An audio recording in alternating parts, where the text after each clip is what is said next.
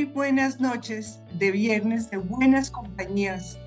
A nombre del Instituto Sathya Sai de Educación en Valores Humanos de Colombia, les decimos bienvenidos, muy bienvenidos. Rápidamente ha pasado otro mes desde nuestro último encuentro y como siempre esperamos que esta nueva conferencia corra aún más el velo de la ilusión y aclare un poco más el mapa de la vida, de manera que nuestra propia transformación contribuya a la transformación de nuestra sociedad y finalmente a la del mundo actual. Ese es nuestro mayor anhelo. Muchos de ustedes ya conocen al conferencista de hoy. Hay también aquí quienes lo van a conocer, pero les podemos asegurar que al final para todos habrá sido una maravillosa decisión de estar aquí y escucharle. Les vamos a contar sobre nuestro facilitador de hoy desde sus propias palabras, que suenan así. Soy sacerdote jesuita que en los años 60 descubrió el sentido de ser educador, ser un servidor incondicional de la vida, la imaginación, la libertad y el amor. Estos principios pedagógicos han sido implementados en el CINEP, Centro de Investigación y Educación Popular de la Compañía de Jesús.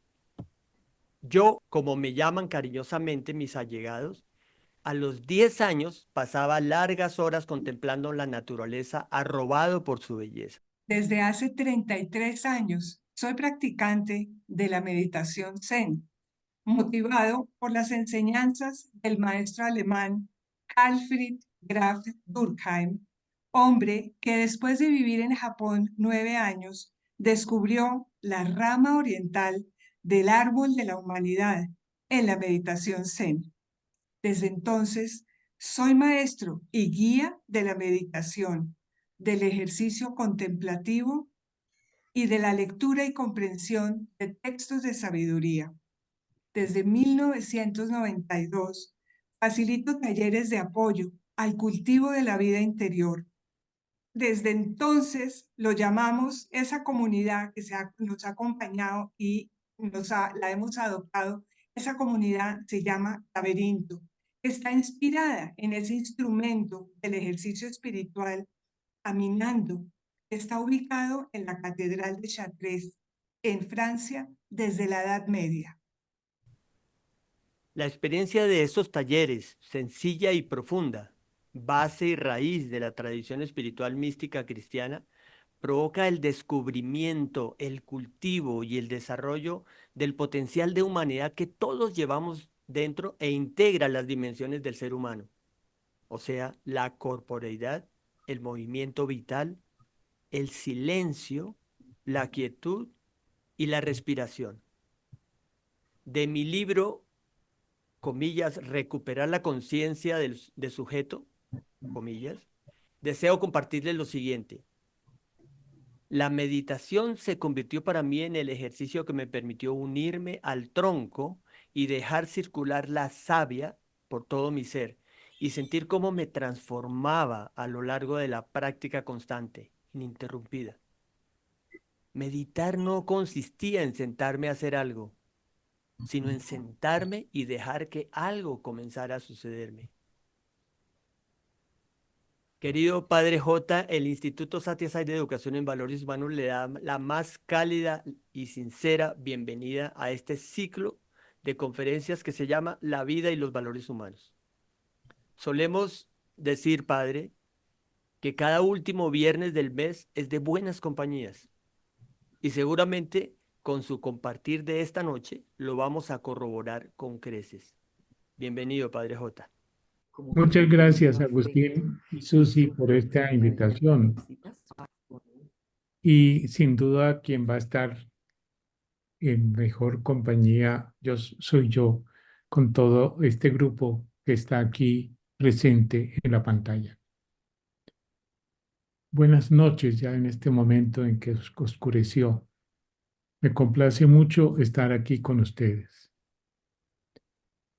Yo empiezo por decirles que yo sobre este tema que voy a hablar no soy un académico. Lo he encontrado cuando la vida me exigió encontrar lo que me habita en lo más profundo de mí mismo, porque el sentido de ella se vio bastante golpeado el día que me dijeron que el recién nacido bebé de mi hermana menor estaba a punto de morir porque 10 días después de nacido le encontraron un cáncer y los médicos auguraban 2 meses de vida. Y a mí me dijeron los médicos, después de 2 horas de espera en la sala de cirugía, que como yo era el sacerdote de la familia, yo tenía que hablar con los padres. Y yo me vi retado de decir unas palabras que a ellos, a mi hermana y a mi cuñado, les permitiera encontrarle algún sentido a esa dolorosísima e inexplicable noticia. Ese día me di cuenta que yo como sacerdote no había ahondado en la presencia de lo trascendente del Espíritu en lo más íntimo de mi corazón. Bueno, ese es como una las primeras palabras para que ustedes comprendan por qué emprendí yo la búsqueda. Yo estaba haciendo una especialización en teología en la ciudad de París. El padre Marco Vinicio Rueda, un jesuita ecuatoriano, venía de la Selva Negra en Alemania. Había estado un tiempo largo con el doctor Carlfried Graf Durkheim, este hombre del cual ahorita, en lo que Susi dijo, había estado 9 años en el Japón y se había encontrado, como él la describe, la rama oriental del árbol de la humanidad. El padre ecuatoriano nos enseñó a meditar. Yo me quedé conversando un rato con él y él me inició un poco en los libros que Durkheim había escrito. Durkheim había pasado un rato largo, habló de días, años, 9, en compañía de maestros Zen, de una de las corrientes del budismo Zen. Hay una que es el Rinzai y otra que es el Soto Zen. Pues bien, él había aprendido de Durkheim el Soto Zen, que era lo que Durkheim había experimentado estando presente en el Japón durante 9 años. Cuando a mí me dan una noticia como la que me dieron, para que yo hiciera algo con ella, para darle el sentido de una cosa como esta a mis familiares, yo encontré que algo que yo había leído en Durkheim me estaba pasando. Yo estaba enfrentado como como a una muralla de piedra espantosa que era algo que no tenía sentido y algo que yo no podía entender. Yo no entendía cómo un bebé podría nacer con un cáncer sin antecedentes de cáncer en ninguna de las personas de mi familia, ni podía entender que eso tuviera algún sentido. Ese día yo sentí que yo había estado con todo lo que era mi espiritualidad y lo que era mi fe en la cabeza, y que en la cabeza no era el sitio donde uno tenía que tener todo lo que se refería al sentido de la vida, a la sabiduría y qué hacer ante una cosa tan dura y tan difícil como esa que me acaban de plantear a mí para buscar el sentido de lo incomprensible y de lo inaceptable. Cuando eso ocurrió, yo decidí, después de casi 8 años de saber cómo se meditaba, acudir a aquello que me podría dar a mí algún tipo de salida, que era la meditación.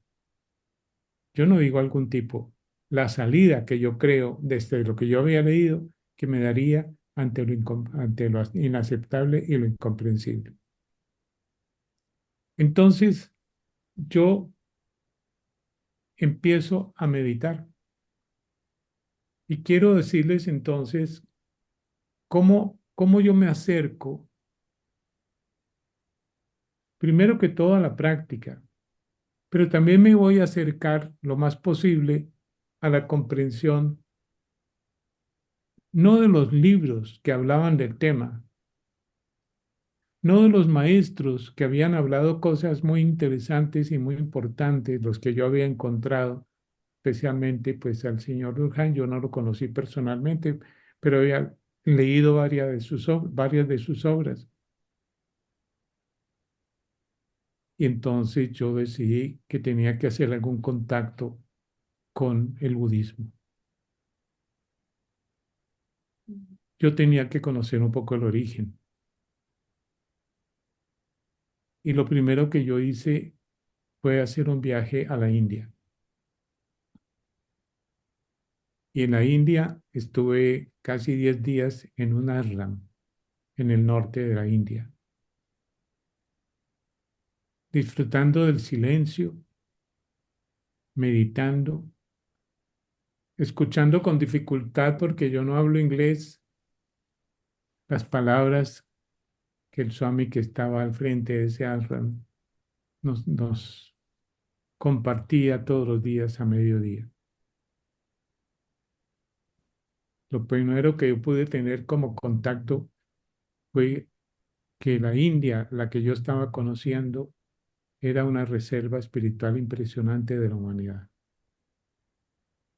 No porque yo estudiara las cosas, sino porque yo veía a la gente.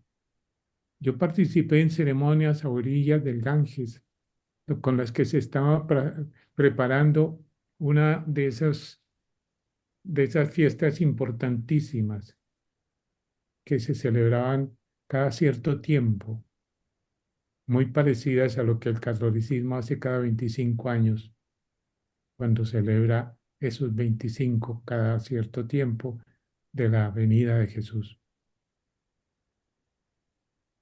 Se estaba preparando una Kumbh-Mela. Eso era muy cerca, porque estábamos ahí a la orilla del Ganges y la población donde estaba convocada la gente era muy cerca también de donde yo estaba. ¿Por qué se escogía esa población? ¿Y para qué se escogía? Se escogía porque en tiempos muy remotos había habido en el cielo una, una batalla entre los malos espíritus y los buenos espíritus en torno al elixir de la vida. ¿Quién se quedaba con él? El hecho es que ganaron los buenos espíritus, pero algunas gotas cayeron sobre la tierra en varios sitios a orillas del Ganges. Y en esos sitios se empezaron a convocar las Kumbh-Melas, porque eso era como las personas que llegaban a la Kumbh-Mela eran personas que superaban absolutamente todos los procesos del karma.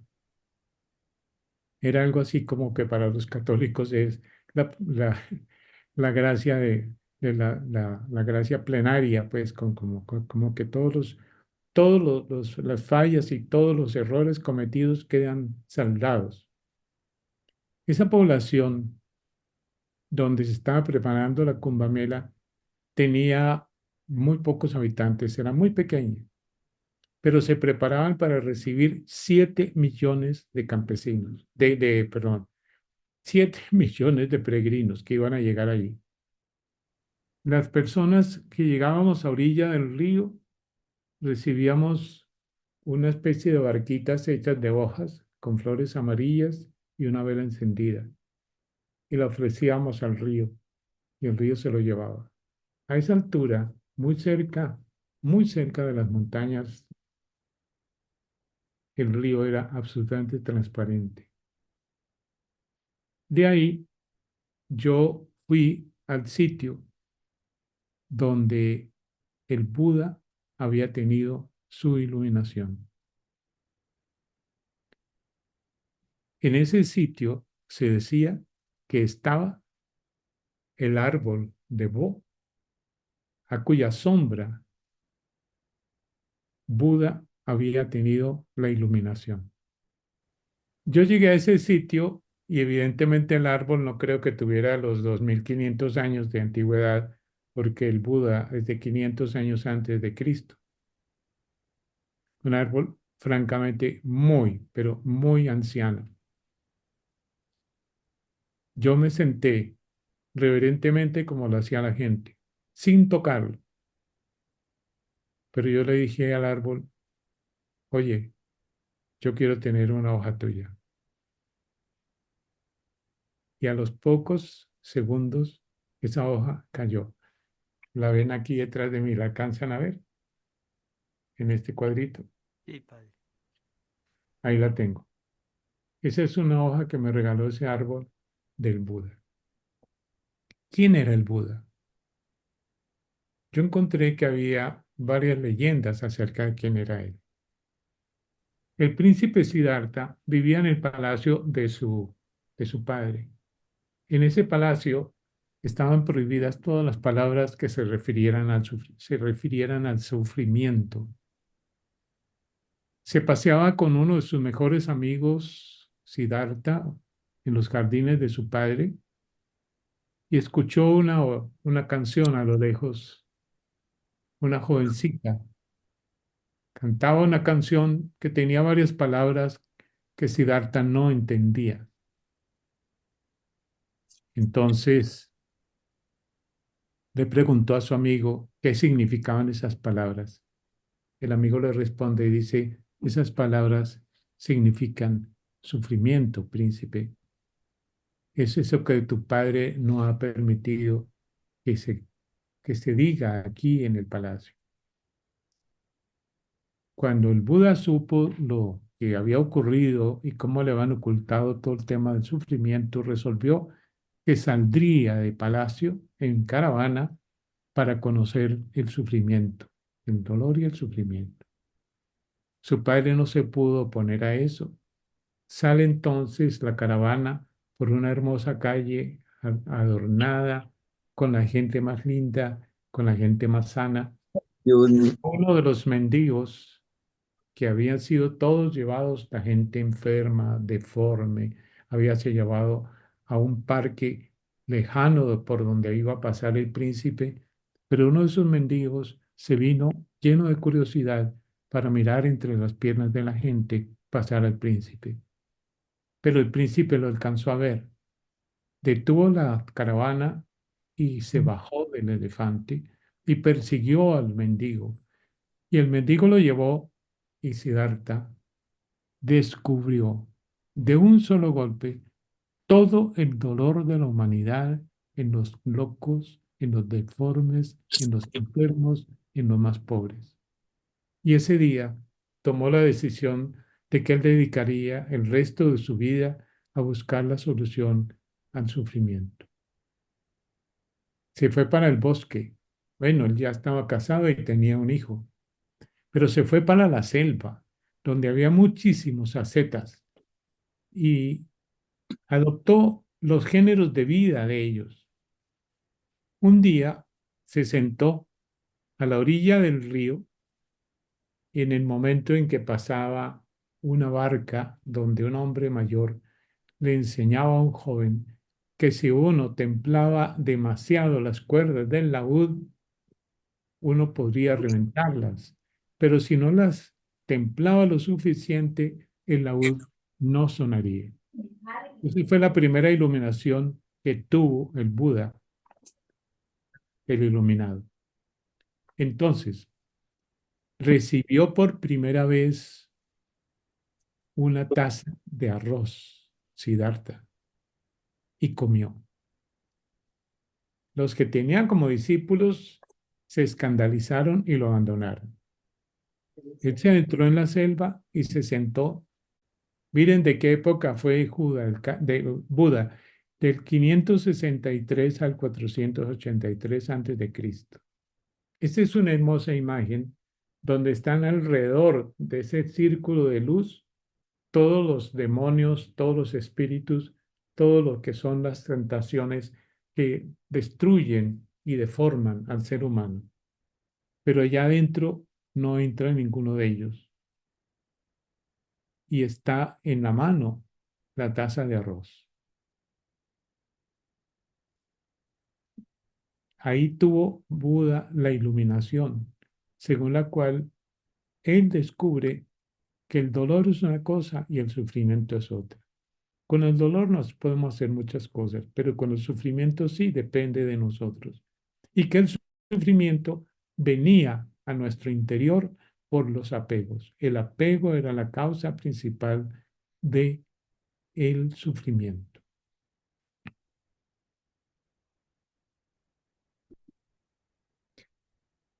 El Buda dice, entre otras cosas, todos los seres vivos están intrínsecamente iluminados en lo referente al significado de la vida y la muerte, pero debido a su pensamiento ilusorio no se han dado cuenta. Eso es lo más increíble que descubre el Buda con una agudeza absolutamente extraordinaria para darse cuenta de sí mismo y de qué manera entrar a lo más profundo de sí mismo, que fue allí donde encontró eso, descubrió que todos somos intrínsecamente iluminados en lo referente al significado de la vida y de la muerte, pero que debido al pensamiento ilusorio no nos hemos dado cuenta. Dice otra cosa muy interesante y es que nuestra cabeza, si no ha sido transformada mediante la práctica de la meditación, le hace decir a la realidad lo que ella no dice. Bueno, hasta ahí voy a decir esas palabritas porque se podría decir tantas cosas hermosas de Buda, pero veamos entonces cuándo nació el Zen. El Zen nació en el siglo VI, ya de nuestra era, con Bodhidharma. ¿Sí? Ahí hay una pequeña foto. Según lo que dicen esos maestros, ¿qué es el Zen? Miren qué manera de definirlo. Cuando estás hambriento, comes. Cuando tienes sed, bebes. Cuando te encuentras con un amigo, le saludas. Ahí está quien lo dice. ¿Has desayunado? Sí, respondió el monje. Entonces limpia tu cuenco, repuso el maestro. Son respuestas a las preguntas de qué es el Zen. Bueno, otra de las cosas que se le pregunta a un maestro, maestro, ¿para qué sirve el Zen? Él dice, para tres cosas, para nada y para nada. ¿Quiénes trajeron el Zen? Acuérdense que ya les dije que hay dos corrientes del Zen, el Rinzai y el Soto Zen. El primero que les quiero presentar, este es Carl Graf Durkheim, que vivió del 24 de octubre de 1896 al 28 de diciembre de 1988. Hombre sabio, maestro increíble, hombre que es como de quien yo he tomado todo el pensamiento y todo el aprendizaje de respecto de lo que es la meditación. Junto a él, Durkheim era alemán. Otro, un jesuita, alemán también, el padre Hugo Enomilla Lasalle, que además tuvo un papel muy importante en cuando las bombas atómicas sobre las dos ciudades de Japón, porque él fue en que Hiroshima construyó la Iglesia de la Paz y trabajó arduamente. Fue un tremendo meditador. Se acercó muchísimo al budismo y se empeñó en devolverle el espíritu a los japoneses absolutamente destrozado con esa derrota tan espantosa y esa masacre de los japoneses con ese par de bombas que fue lanzado. La persona que yo aprendí todo lo que se había aprendido de Durkheim es Marco Vinicio Rueda, que es este, que vivió de 1914 al año 2005. Me parece interesante, este es un hombre espiritual muy bello de la Edad Media, que es el Meister Eckhart, que tiene esta frase que me parece muy linda. Dios está siempre dispuesto, pero nuestra falta de preparación es grande. Dios está cercano a nosotros, pero nosotros estamos lejos de Él. Dios está en nosotros, nosotros estamos fuera de nosotros. Dios está en su casa en nosotros, nosotros somos los ausentes. ¿Por qué pongo este texto? Este hombre no se sabe que haya conocido el Zen, no se sabe que haya estado en el Oriente, pero de todas maneras es de las personas, de los místicos que más se acercan al pensamiento del budismo Zen. Porque a él le preguntaron alguna vez, maestro, ¿a qué se debe tu santidad? Y él dijo, en la manera como me siento para rezar, para orar. A ver, yo quiero, antes de pasar a lo siguiente que vamos a mirar, yo quiero decirles a ustedes que el aprendizaje de la meditación Zen, a mí como sacerdote católico, como ser humano, antes que sacerdote católico, como Jorge Julio, antes que Mejía, me reveló quién era yo. Me hizo descubrir la vida interior y me hizo desplazarme de la institucionalidad religiosa y de la doctrina a la experiencia. Bajar todo lo que tenía que ver con lo religioso de mi religión, que era la católica, o que es, en la cabeza, bajarla al corazón, que es donde está la experiencia. Me enseñó cosas muy importantes. Una, cómo contemplar. Porque yo puedo abrir los ojos, mirar y pensar. Ahí estoy racionalizando y analizando lo que veo. Pero puedo abrir los ojos, ver y sentir. Y en ese momento yo puedo empezar a experimentar una cosa extraordinaria que es sentir el alma de las cosas, incluidas las piedras, si quieren ustedes, vivir conmigo. Entonces, vamos a ir entrando a Occidente. Yo espero que ustedes han visto que me detuve más que todo en no les estuve hablando de cómo es Oriente, sino yo cómo viví, cómo descubrí Oriente y cómo Oriente está aportando algo fundamental para mí. Pero entonces, veamos esto. El Zazen es la transparencia inmanente que transforma toda la vida.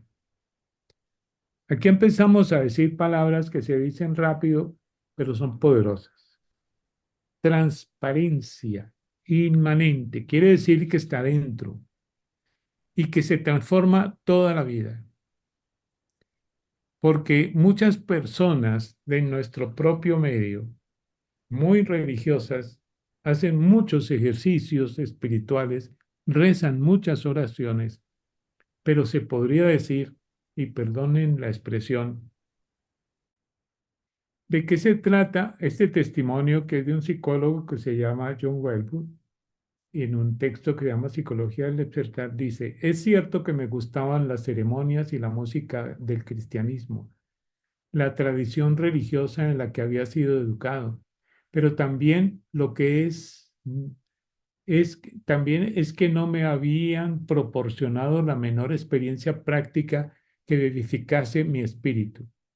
Tal vez fue por ello por lo que el Zen que descubrí a comienzos de los 60 me abrió mis ojos a la noción de que cada uno de nosotros puede descubrir de un modo directo y experiencial la verdadera naturaleza que yace en su interior y despertar así a una forma de ser más rica y más profunda.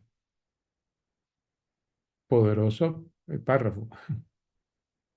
Tal vez fue por ello por lo que el Zen que descubrí a comienzos de los 60, lo está diciendo este psicólogo, me abrió mis ojos a la noción de que cada uno de nosotros puede descubrir de un modo directo y experiencial la verdadera naturaleza que yace en su interior y despertar así a una forma de ser más rica y más profunda.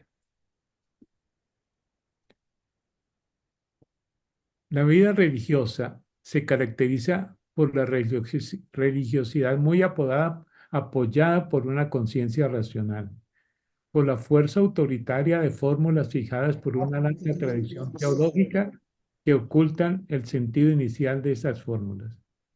La meditación permite arraigarse en el fondo sobrenatural de la vida, vivir la impresión de libertad, sentirse regenerado por una nueva forma de vida, mantenido y dirigido por una fuerza infinita, apoyarse en una confianza inmotivada pero absoluta, intuición de una profundidad insondable que nos dirige.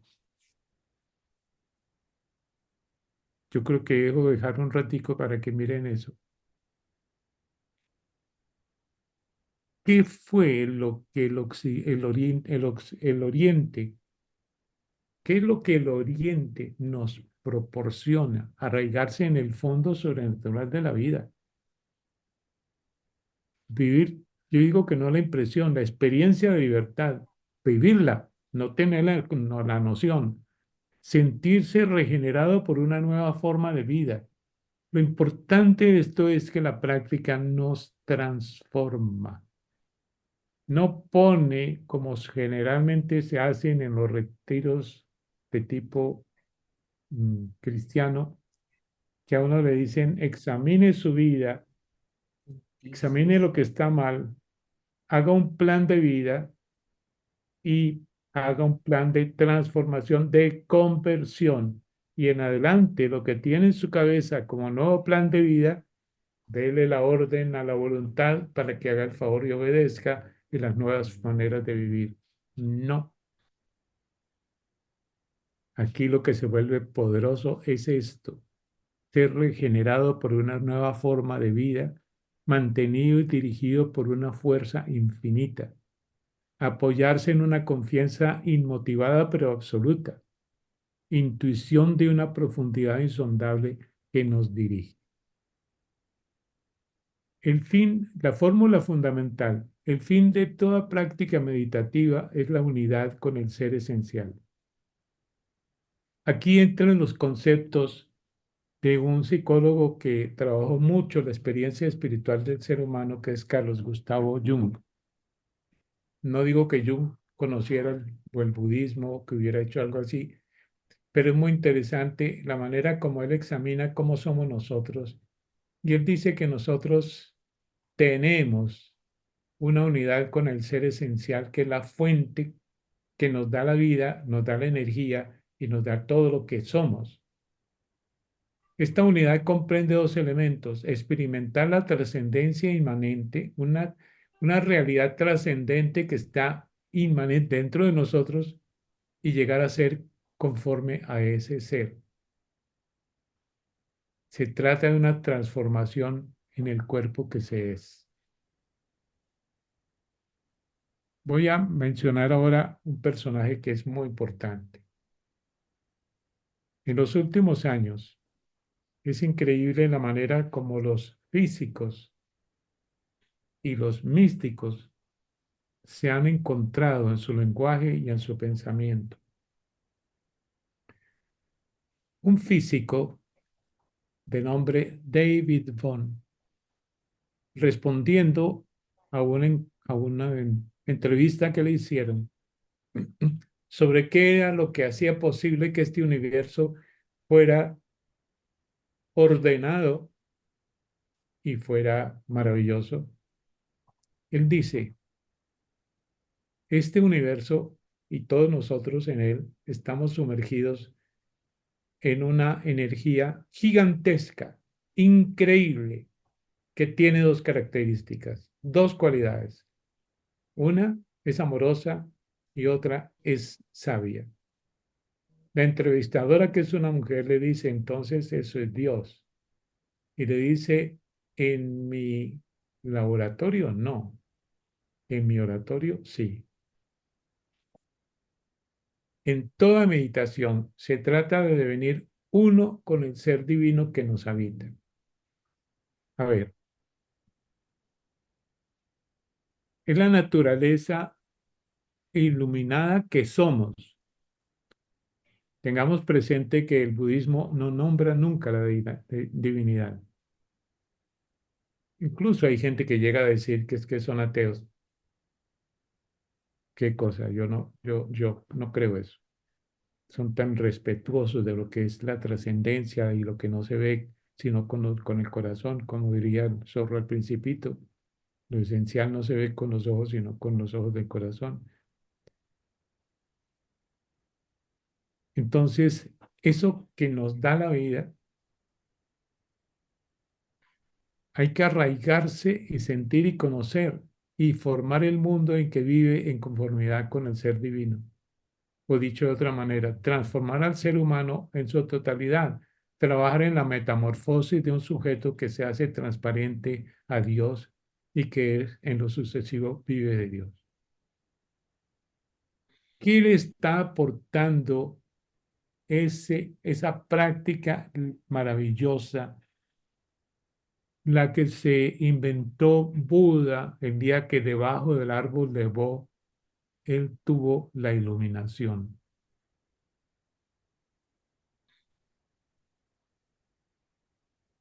Nos está aportando a nosotros occidentales de qué manera entramos y hacemos contacto, por lo menos de lo que dice la tradición cristiana, el soplo divino que nos dio la vida el día de la creación. Por tanto, trabajar en el contacto con ese soplo divino es transformar al ser humano en su totalidad, trabajar en la metamorfosis de un sujeto que se hace transparente a Dios y que en lo sucesivo vive de Dios. Y tal vez podríamos decirlo con las palabras de David Bono. Podríamos quitar la D, I o S, los dos veces que está ahí, y quitar eso y poner la energía de la que habla David Bono, el amor. Se hace transparente a la energía amorosa y que en lo sucesivo vive de esa energía amorosa. Miren qué transformación más interesante. Yo me impongo unos valores. Yo tengo unos mandamientos, el caso judeocristiano. Entonces yo los conozco y yo le doy la orden a mi voluntad de que cumpla las leyes, todo lo que se hace para que sea yo un ser humano santo, si quieren. Por lo tanto, yo obedezco. Y en gran parte, por mucho tiempo, ya eso creo que está empezando a pasar, me decían, si tú no obedeces esos mandamientos, te castigamos con el infierno. Y resulta que ahorita la cosa es otra. Tú no haces las cosas por obligación, ni porque hay unos mandamientos, sino todo tu comportamiento es motivado por algo que se mueve poderosamente en tu interior, que es el amor. Yo soy buena persona por amor. Amor a mí, por amor a los demás, por amor a toda la naturaleza. Qué cosa más increíble, que yo pueda entrar haciendo una práctica que me regalan bellamente esos hombres que descubrieron de qué manera uno entra sutilmente, con una disciplina muy fuerte, aparentemente fácil, pero muy importante. Entro. Y eso me va transformando en el ser humano que estoy llamado a ser. La vida meditativa es una lucha ininterrumpida contra la fuerza de la inercia. Uy, la inercia en nuestra vida. Échense una miradita a ustedes. Díganme en qué momentos y en qué lugares y en qué tiempos y en qué circunstancias estamos inertes, sin dinamismo, sin entusiasmo, sin pasión. sin asombro. La meditación tiene tres pilares: el cuerpo, la respiración y la concentración. El cuerpo. El cuerpo es una forma espaciotemporal del espíritu. Somos un cuerpo, no tenemos un cuerpo. Hago una pequeña pausa. Estoy utilizando pensamiento y enseñanza del señor Durkheim,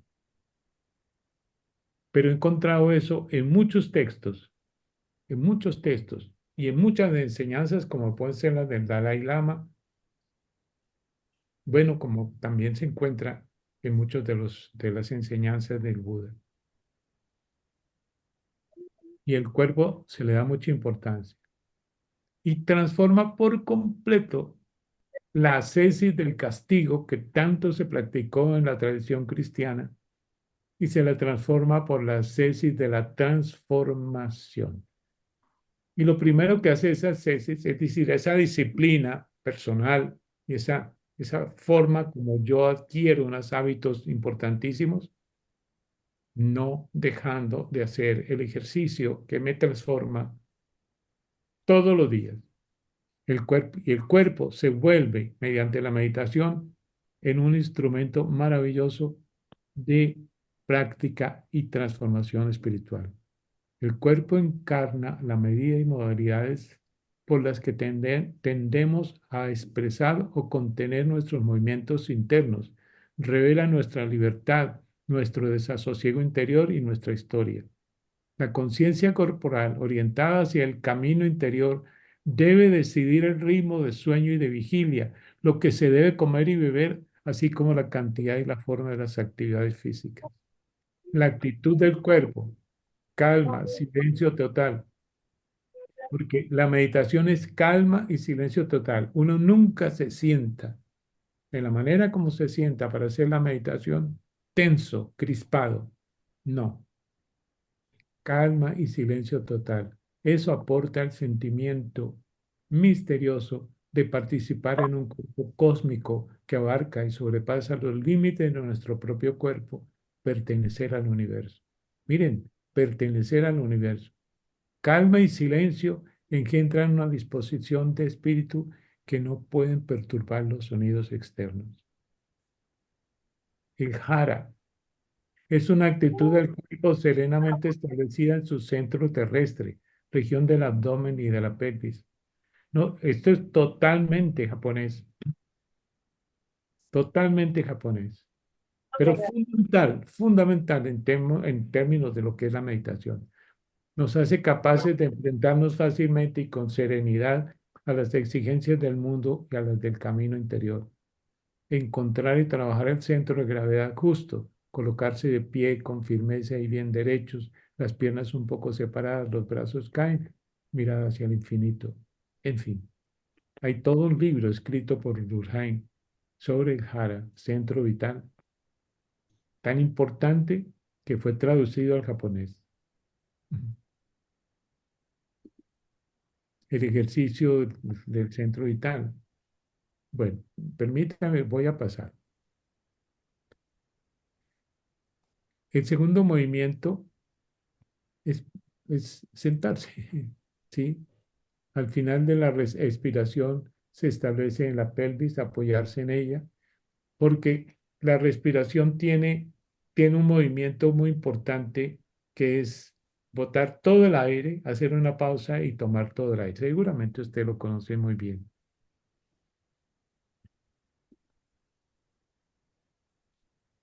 Este término es bien importante, se llama la tensión justa. Todo mi cuerpo necesita una tensión justa.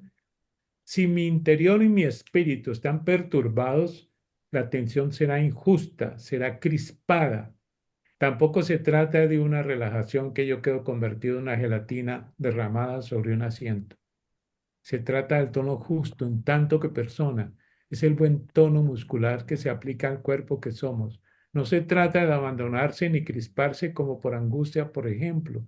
Es un control en calma que mantiene la forma transparente al ser esencial y contribuye a la salud natural. Una relajación mal entendida puede terminar en una disolución, puede ser una tentación de huida. La contracción y la relajación traducen una dependencia cuyo origen es el apego al yo y a los instintos. Viene la respiración. La respiración justa. No me voy a tener todo el texto para no alargarme, pero la respiración siempre comienza con una expiración. Y si nosotros nos damos cuenta, generalmente tenemos un bloqueo en la boca del estómago. Si ustedes han practicado el yoga, ahí es donde se enseña una forma de respirar profunda, donde yo boto todo el aire que ya no me conviene porque es un aire que está... Pero no solamente boto el aire, suelto, suelto, suelto todo lo que tengo agarrado. La respiración correcta es el flujo natural y rítmico, la expiración y la inspiración. En una respiración sana se hace hincapié en la duración de la expiración, en el abandono. Medidas en tiempo, la aspiración dura una cuarta parte de la respiración total. La expiración la mitad y el otro cuarto es para la pausa que se hace al final de la expiración. El ritmo respiratorio corresponde a expiración, expiración, pausa, inspiración. Y esta es una de las frases que Durkheim en la práctica Soto Zen pone para los occidentales, que es que ayude, para que ayude a la concentración. Decir al ritmo de la expiración, de la respiración, salir de mí, ir a ti, unirme a ti, pausa, y cuando tomo el aire, renovado o renovada por ti. Presente en el pensamiento, esta fórmula puede vivificar la meditación al estilo del Zazen con un sentido que corresponda a la mente occidental. Y luego viene la concentración, que es muy importante. Y entonces volvemos a la fórmula que acabamos de decir. Soltarse, instalarse en la jara, que es la parte baja del abdomen, dejarse de venir uno, unirse, volver a sí mismo regenerado. Salir de mí, ir a ti, unirme a ti, renovada o renovado por ti. Hago una pequeña síntesis de lo que acabo de decir. El ejercicio espiritual. El ejercicio espiritual tiene por fin el llevarnos integralmente en el cuerpo que somos y el espíritu que nos habita y nos da vida y nos hace humanos, permitir que siempre estén unidos, que seamos una unidad vital, humana, que nosotros nos podamos cultivar. Aquí, esta es la última cosita que yo voy a decir. La enseñanza de Jesús nos ofreció una parábola formidable. Es la parábola de la vid y los sarmientos.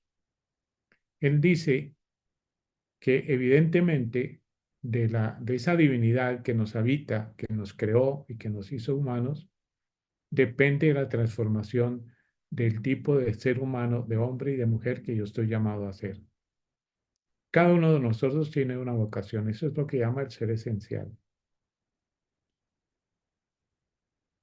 Por lo tanto, el ser, ese que escribimos en 3 mayúsculas, el ser es la fuente de la vida que nos alimenta y por lo tanto circula por nosotros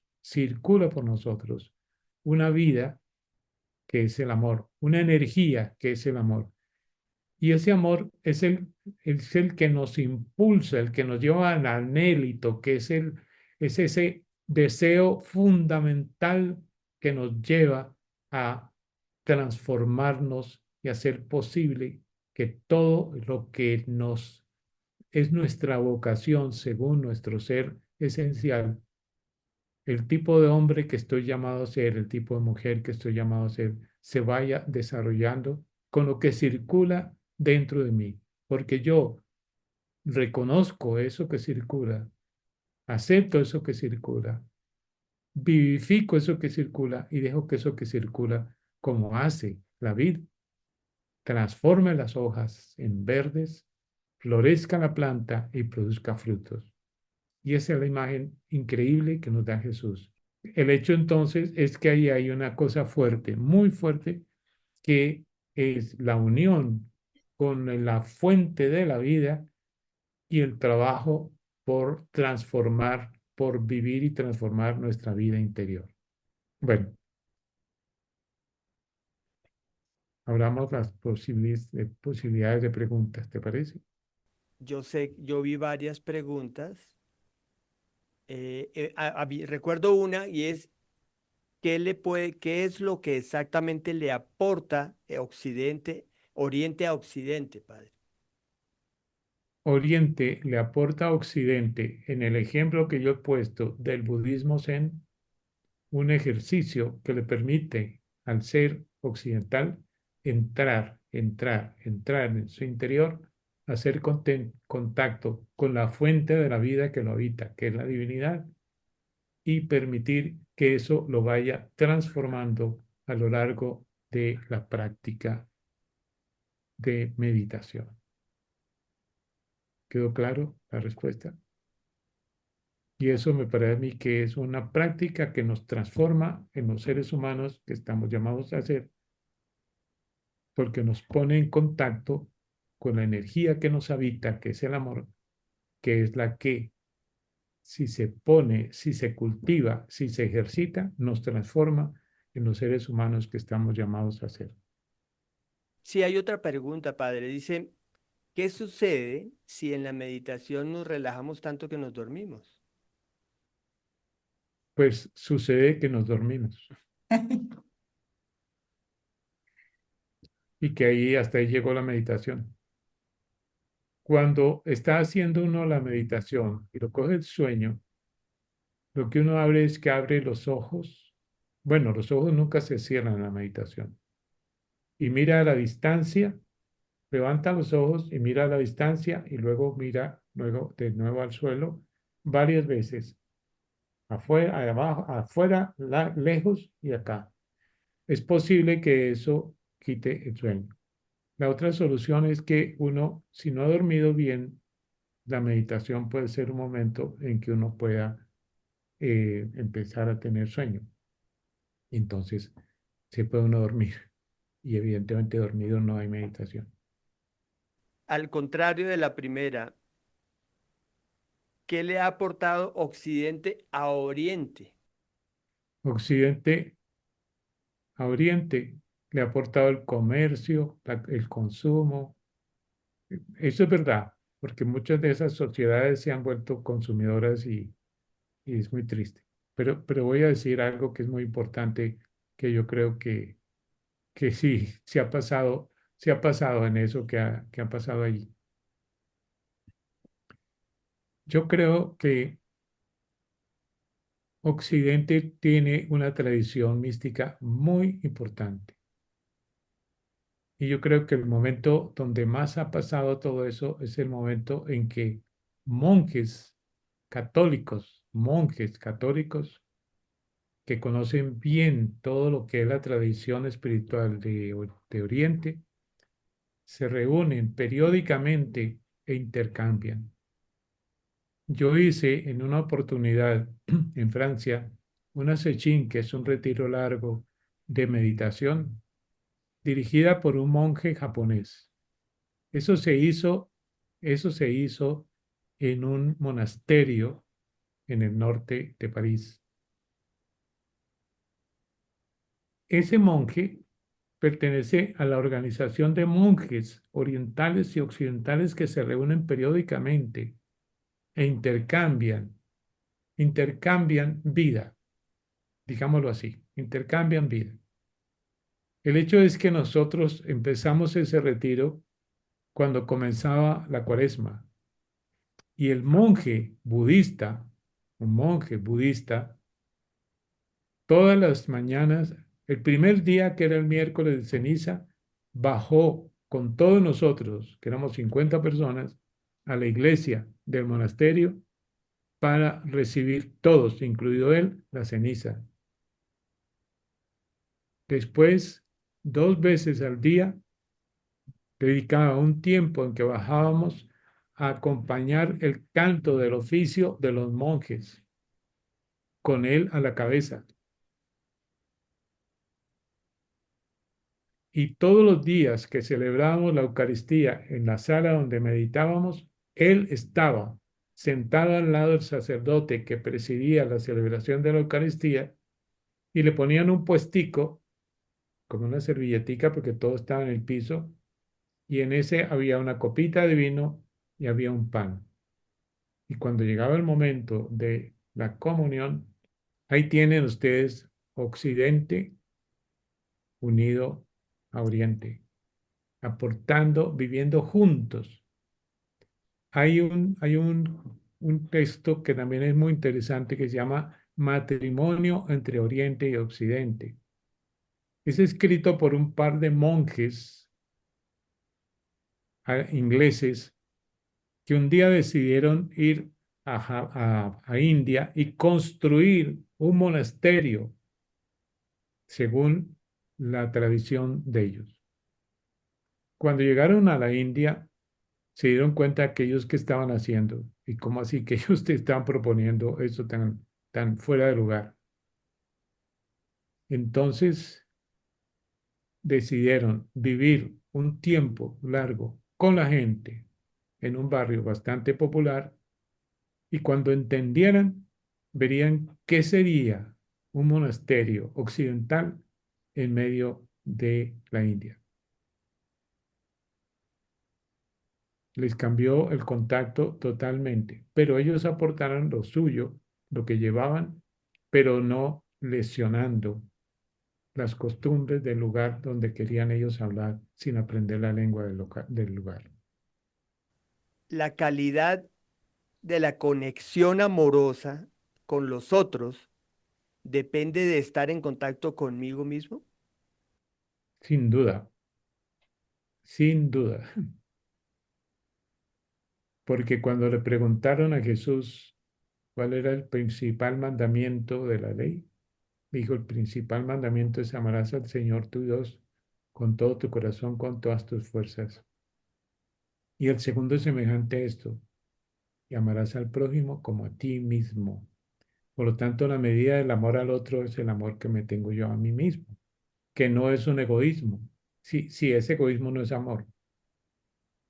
Y de esa manera yo puedo amar al otro. Más aún, amar al enemigo. Ese amor, el amor siempre es gratuito. No es por interés ni es para recibir alguna dávida de parte de la persona a la que yo amo. Gracias, Jota. Muy interesante tu charla como siempre. Tengo una invitación a que amplíes un poquitito aquello de las conclusiones de Carl Jung sobre la meditación, que pusiste una lámina y decías en alguna parte llegar a ser conforme a ese ser. Y cuando hablaste en esa lámina, te referiste a los físicos y los místicos confluyendo en lenguaje y en aproximación, digamos, a lo que significa esta energía inmanente a la que le hemos dado o la que has dado tú el nombre del amor con todas sus letras en mayúscula. Y la pregunta para ampliar sería un poco, el místico yo entiendo que está fundamentado en la contemplación, donde el silencio toma una dimensión diferente, pero no veo cómo los físicos con su investigación lleguen a esos silencios. ¿Podrías ahondar un tris en eso? Bueno, es que ahí habría que avanzar un poquito en el conocimiento que es la física cuántica, que ya no es, ya se va acercando a algo que no es solamente una operación racional, sino que es algo que tiene mucho de espíritu, de una manera como lo que escribía David Bohm, que es una energía que es amorosa y que es sabia, que mantiene todo en lo que él llama un orden superimplicado. ¿Y qué es un orden superimplicado? Observa la exactitud y el ritmo con que la Tierra gira sobre sí misma las 24 horas del día, oscila causando las estaciones en el norte y en el sur y le da la vuelta al Sol con una precisión, con un orden impresionante. Y que eso es, es sabio y es amoroso, porque no es destructor, no es caótico, no es violento.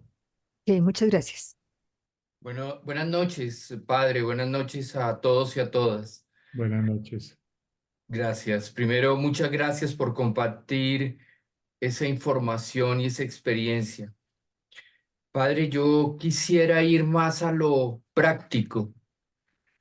Eh, ¿Qué le ha dado, qué vivencias, qué le ha dado a usted esa práctica?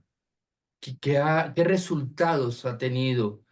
¿Qué anécdotas nos podría compartir o una de ese maravilloso contacto con, con lo omnipresente, con Dios? Gracias. Bueno, gracias por la pregunta. Sí, con mucho gusto te comparto lo que yo he sentido.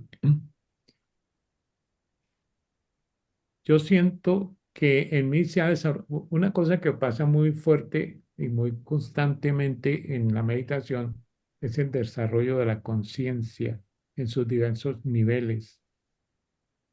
Y que una de las dimensiones de la conciencia que se desarrolla y que es extraordinariamente importante para vivir, yo la llamo la conciencia testigo. Es la conciencia que yo tengo de mí mismo viviendo, pensando, sintiendo, reaccionando, relacionándome.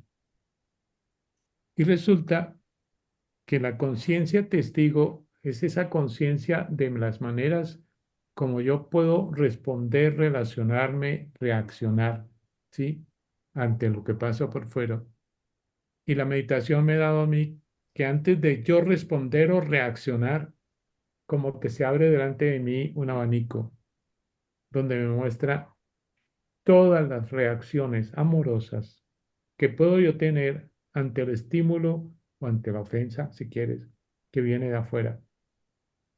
Y yo nunca uso violencia en mis respuestas porque algo en mí dice no es eso, pero brota no por un esfuerzo de voluntad solamente, que también puede haberlo, sino porque la fuerza que brota en mí para actuar es tan consciente de cómo tiene que ser, que es amorosa y es gratuita y es generosa.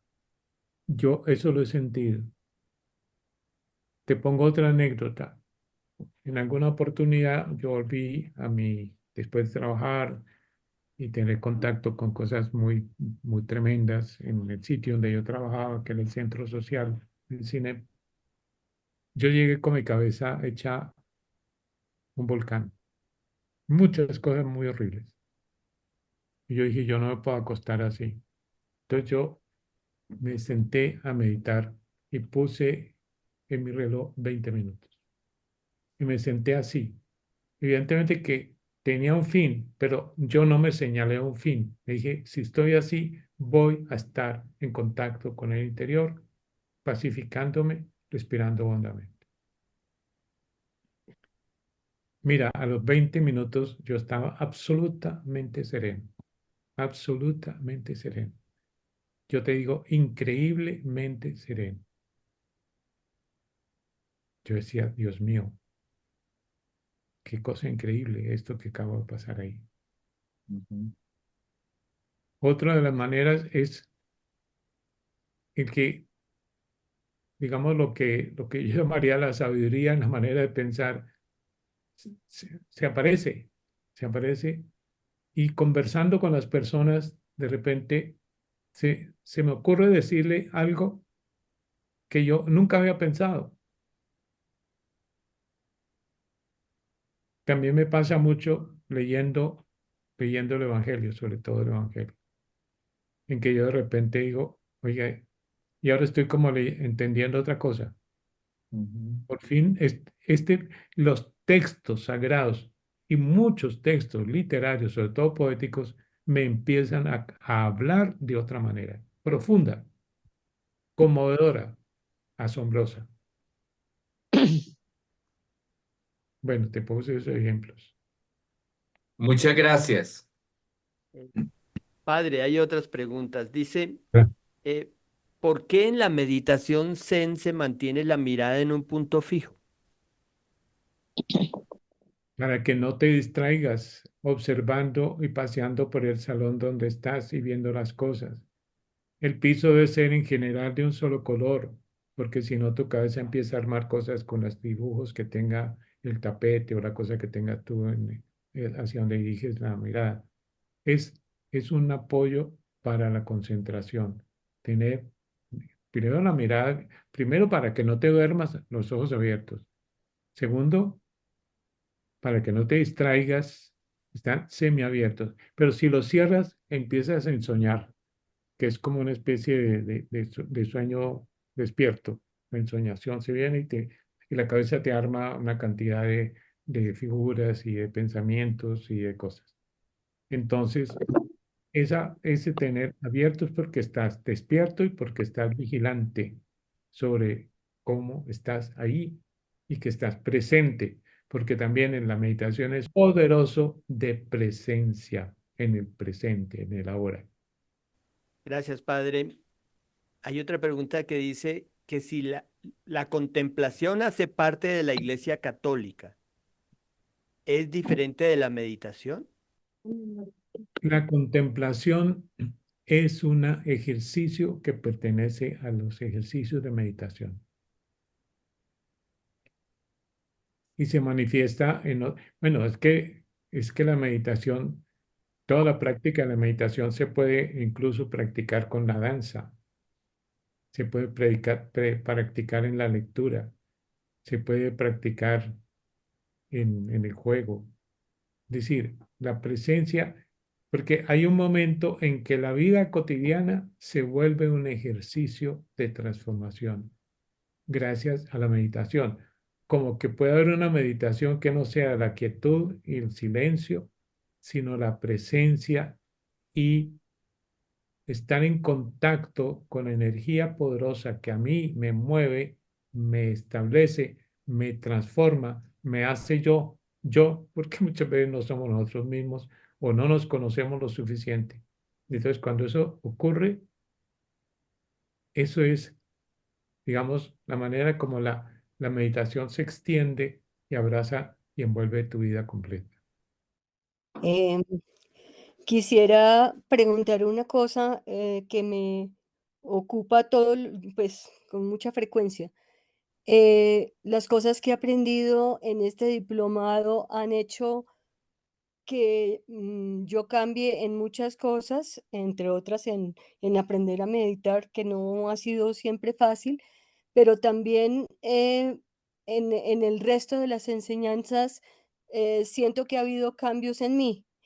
Siento, como parte de eso, he tratado de replicarlas en las personas que conozco para ser como un multiplicador, pero me estrello con un pequeño problema que no sé resolver, y es que siendo católicos, cuando hablo de trascendencia, sienten de alguna manera que estoy yendo en contra de los principios de la Iglesia católica, porque tienen la idea de que hablar de eso es pecado. ¿Cómo lo manejo? Tendrías primero que explicarle cómo todo eso lo ha hecho Dios. Más aún, valdría la pena que le leyeras a esa persona un texto que hay del Concilio Vaticano II, que se reunió en los años 60, que fue una transformación increíble en la iglesia, para la iglesia que no se aplicó y lo que está, digamos, muchas de las cosas están pendientes, pero uno que se llama Nuestro Tiempo, se llama así, que es la manera como empieza.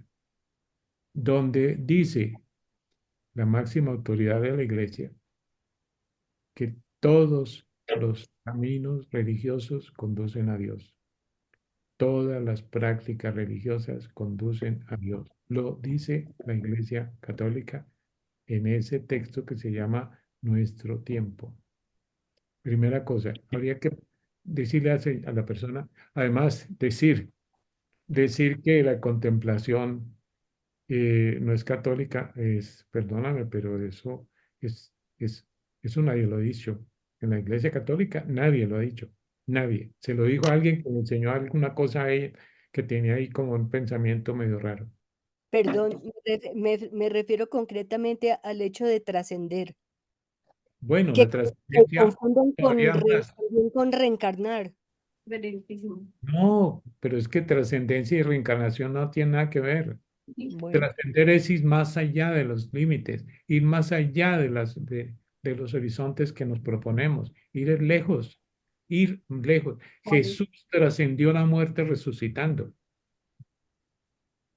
Jesús nos enseñó a trascender la ingratitud, el dolor, la infamia, con todo lo que Él hace, ¿sí? Con todo lo que Él hizo, la manera como Él reaccionó ante el odio y las cosas que le hicieron, incluida la muerte, ¿sí? Cuando él clama, Padre, ¿por qué me has abandonado? Y el renglón seguido dice, en tus manos encomiendo mi espíritu. Eso se llama trascender el abandono. Trascender es ir más allá, bueno, pero tampoco tenemos por qué condenar la reencarnación. Hay tres religiones que prometen algo después de la muerte: el hinduismo, el budismo y el cristianismo. Los dos primeros dan una oportunidad a la persona que ha muerto para que sea mejor y mejore su vida si es que quedó faltándole tarea por hacer, que es la reencarnación. Y el cristianismo tiene el purgatorio. Y el purgatorio no es sino un tiempo de que las materias de vivir que han sacado mala nota, mejoren la nota, porque si no aprendiste a ser feliz, te pueden meter al cielo y vas a ser infeliz y amargado. Tienen que enseñarte. La gente, si uno no aprende a ser feliz, no va a ser feliz en el paraíso. Muchos católicos creen que creer en la trascendencia es apartarse de la iglesia o que es pecado. ¿Qué decirles? Que es falso. ¿Y Es lo que... quién dijo eso? Nadie lo ha dicho. O si lo dijo, es una persona que tiene un pensamiento muy raro, porque la trascendencia jamás ha sido un término condenado en la iglesia, para nada. Bueno, hay de todo en la iglesia, ¿no? Eso tampoco podemos decir que no lo diga alguien. Pero trascender. Una persona que se muere no trasciende y se va para el cielo. Trascender es ir más lejos, ir más allá, ¿sí? Y hay una conciencia de la trascendencia. Es decir, somos conscientes de que el mundo no es ese pequeño mundo cuadriculado, encerrado, lleno de prohibiciones, lleno de pecados, lleno de amenazas, lleno de tristezas, lleno de amarguras. No, ese no es Dios. Mm, ujú, En Dios existe la libertad, la amplitud, el pensamiento completo, la comprensión de todo. ujú. Claro, ahora dirá que sentir el alma de las cosas es un resultado de la contemplación. Ah, ya le puso alma a las cosas. La tienen. ¿Qué vamos a hacer? Tienen. Pues no la alma como la tenemos nosotros, pero que tiene un espíritu evidente, que todo lo tiene. Hoy en día, el vínculo profundo que tenemos con la naturaleza, y sin ella no vamos a poder vivir, y nos lo están diciendo si no hacemos algo, porque el cambio climático nos está acabando con nosotros. Ujú, Entonces, es un pensamiento cortico, es un pensamiento pobre, es un pensamiento culpable. No digo que cualquier cosa la puede uno decir, pero es que entendamos cómo es la sabiduría de Dios, cómo es el universo. Creemos que Dios te ha metido como en una cajita chiquita y todo lo que se sale de ahí ya es pecado y es malo y no se puede hacer nada. Lo tenemos encerrado en el sagrario, pero Él no está encerrado en el sagrario, en el corazón de todos nosotros y en el universo entero. Ujú, ujú, Y es libertad, es gozo, es plenitud. Él dijo, en el Evangelio está como perdidas dos frases ahí que sería muy bueno repetirlas aquí. Yo ujú, vine, dice Jesús, para que tengan vida plena. A ver, tenemos que hacer una pregunta de qué es una vida plena. No es una vida miserable, recortada, llena de prohibiciones, llena de limitaciones, llena de obligaciones. Y gozo completo, gozo completo. Y nosotros seguimos pensando que uno negocia beneficios con Dios a cambio de dolor. Eso es pensar que Dios es masoquista o es sádico. ujú, Y resulta que no. Nada se intercambia con dolor con Dios. Nada. ujú. Padre, gracias. Eh, Hay un par de preguntas finales. Dale. Dice, Padre, ¿usted practica mantras? Estuve en una misa y el sacerdote dijo que repetir mantras era invocar demonios. Ay, pobre padre. ¿Qué pesar me da ese padre? Pues, ¿qué más le digo? ¿De dónde sacó seguramente debe tener cercanía con los demonios y los ha oído, ¿no? Ujú. Decir mantras.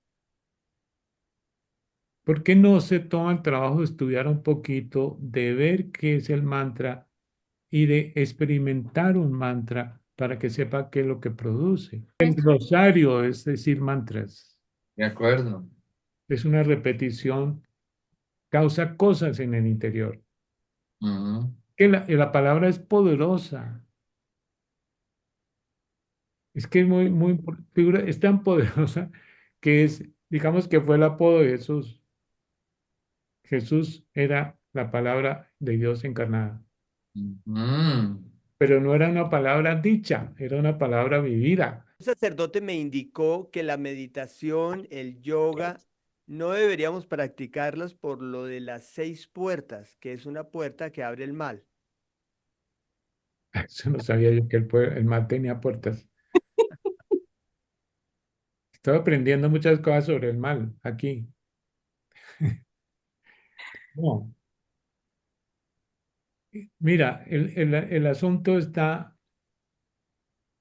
lo que te estaba diciendo, miremos, me- tengamos cercano gente que yoga, tengamos cercana gente que medita, tengámosla cercana. Seguramente tenemos amigos así. Y saquemos la conclusión, ¿son o no son buena gente? Claro que si tenemos las corrupciones que tenemos en la Iglesia Católica, tan horribles, pues en todas partes puede haber gente que tuerce las cosas, pero, pero qué gente tan extraordinaria la que no es católica, incluidos a veces los ateos. Yo conozco ateos tremendamente buena gente, con un corazón compasivo, serviciales. ¿No creen en Dios? Pues bueno, pues no creen en el Dios en que también de pronto tampoco yo creo, porque pues un Dios castigador y un Dios estilo del Antiguo Testamento, pues es como que así no es Dios. Eso es una imagen que se hicieron otras culturas, porque acuérdense que el pueblo de Israel no hizo sino darle de un lado para otro y recibieron influencia de muchas culturas y de muchas otras religiones. Pero en el universo creado por Dios, en las energías creadas por Dios. Mire, les voy a poner un ejemplo. La radiestesia es una manera que uno, con unos aparatos como puede ser un péndulo, como puede ser un par de palitos, uno puede medir energías que hacen bien o mal a las plantas o a los seres vivos. Hay personas que piensan que esas energías son diabólicas. ¿Y por qué? ¿Por qué van a ser diabólicas? Todas las hizo Dios. Y resulta que las energías, hay geopatías. Entonces, yo sé radiestesia. Hay gente que se queda así con los ojos abiertos, aterrado, y piensan que, pues, evidentemente yo soy un mal sacerdote porque sabe radiestesia. Y digo, ¿usted conoce qué es la radiestesia? Y cuando uno usa la radiestesia en favor de el niñito que no puede dormir bien y los papás ya dicen, es que ese muchachito tiene mal dormir. Le dije, ¿me dejan medir dónde está durmiendo él? Dentro de lo que se llaman las geopatías, dentro de la energía de la Tierra. Y estaba el niño en un cruce de emanaciones del fondo de la Tierra, de iones positivos, que lo mantienen despierto, lo tienen activo todo el tiempo. Corramos a este lugar, la cuna. Al día siguiente durmió perfecto. O la señora que tenía el marcapasos que no encontraban los médicos porque ese marcapasos no funcionaba y ya estaba acostada todo el tiempo en un sitio donde se cruzaban dos líneas que eran iones positivos, líneas Harman se llaman. Le corrimos 1 metro y el marcapasos funcionó. Que me digan que fue el diablo entonces el que hizo eso. No, conozcamos la naturaleza, conozcamos las maravillas que ha hecho Dios, todo lo que hay en la tierra, todas las energías, pero solo la gracia de Dios. Pero es que tampoco sabemos qué es la gracia de Dios. Hay esas personas que dicen cosas, solo la gracia de Dios es la energía que vale. No, toda la energía. No me digan que la energía que tiene esta tierra dando vueltas, que la tiene sostenida en el espacio, es diabólica. No, toda esa energía la hizo Dios. Todas esas energías las hizo Dios. Pero más aún, todas esas energías que se pueden adivinar con percepciones que uno tiene en el inconsciente y hay un aparato que las manifiesta, se pueden detectar simultáneamente con un aparato electrónico. Ah, eso sí no es demoníaco. Pero yo que puedo captar desde lo más profundo de mí mismo cosas que un aparato puede manifestar, que ahí hay eso que estoy buscando, ya puede ser una cosa diabólica. Yo digo, a las personas que piensan eso, yo les digo siempre, ¿por qué no lees un poquito? ¿Por qué no estudias un poquito? ¿Por qué no ves de qué se trata? Para que veas que ahí no hay mal. A nadie le hace daño eso. A nadie. Padre, la última pregunta. A ver, no. ¿Jesús meditó en el desierto y se iluminó? Pregunta que si se iluminó. Sí. Obvio.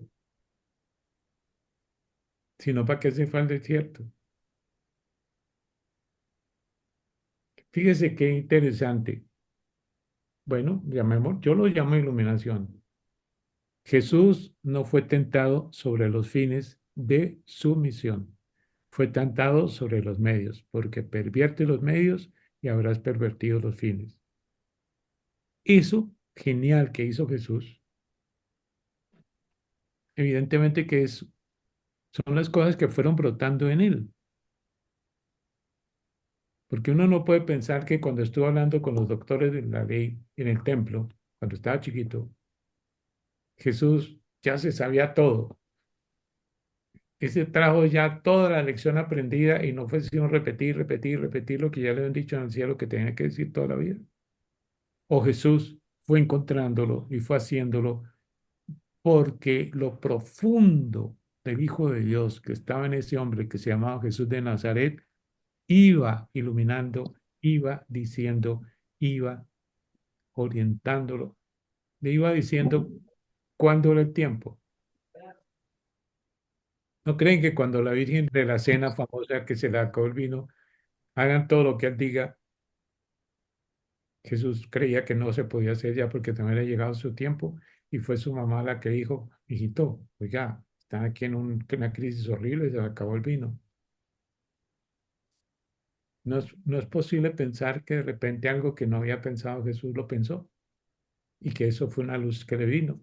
Pero él tenía tan tremendamente abierto el corazón a toda la luz divina, pero es que era verdadero hombre. Él no estaba un Dios disfrazado de hombre. Él tuvo que aprender. el bebé no empezó a leer desde que mamaba de la Virgen, porque es que se suponía que el Hijo de Dios sabía todo. No, él tuvo que hacer todo el proceso de aprender, de crecer, de desarrollarse. Esperó hasta los 30 años. ¿Esa era la última pregunta o queda otra? Sí, padre, esa era la última pregunta. Le agradecemos infinitamente su tiempo y su sabiduría y sus consejos, porque son toda una inspiración, padre. Bueno, gracias Muchas por lo que gracias. estás diciendo. Yo lo he hecho con todo el corazón, eh, y me confirmo que no hay nada como tener a la gente presente. Y empieza uno a ver lo que es ser feliz viviendo. Porque mucha gente dice, no, es que la vida no, es una vaina, eso es horrible la vida. Y digo, no, la vida no es horrible, lo que es horrible es la manera como tú la vives. Trabajemos sobre eso si quiere, a ver, ¿cómo la manera que la vives? A si la vives de esa manera, pues claro que es horrible la vida, pero la vida es bella. Vine para que tengan gozo completo, gozo completo. Padre, Deyanira, ¿sabe qué piensa? Dice, nada más hermoso que entender directamente por un padre la información que a veces negamos por la separación que hay en las religiones. Gracias, Co- gracias, gracias. Bueno, sí, bendito sea Dios que eso haya sido así, que haya habido como lucecitos, porque yo creo, yo tengo una frase que a mí es una imagen que yo vi una vez en una pequeña historia, que, que a veces sí vivimos en la oscuridad, pero yo tengo alrededor de mí una cantidad de gente que vive hablando mal de la oscuridad. Y yo les he dicho, oiga, ¿qué pasaría que en vez de maldecir la oscuridad, usted prendiera una vela? Sume la gente que prenda una lucecita y verá cómo esto se vuelve más luminoso. Más vale encender una vela que maldecir la oscuridad. O un fósforo si quieren. Pero es que ahora la gente lo que prende es el celular. Sí, padre. Nuevamente gracias, padre. Nuevamente gracias.